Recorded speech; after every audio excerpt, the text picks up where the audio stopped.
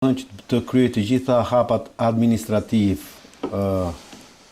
që i lejon statuti i Partisë Demokratike, pa marrë një lëvizje juridike të menjëhershme, i cila do të ishte një sigurim padije në gjykatën e shkallës parë të jurisdiksionit Tiranë, e cila shqyrton le të themi OJF-t, partitë politike në gjithë veprimtarinë e tyre. Saljani edhe...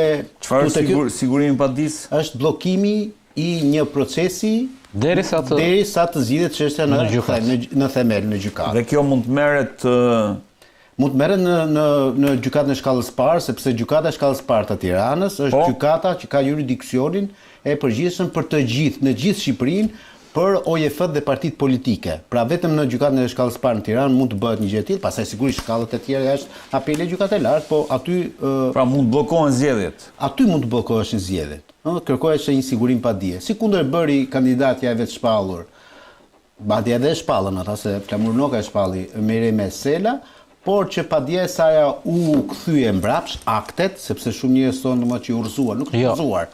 Janë kthyer aktet mbrapsht sepse ka pasur shumë të meta si padi.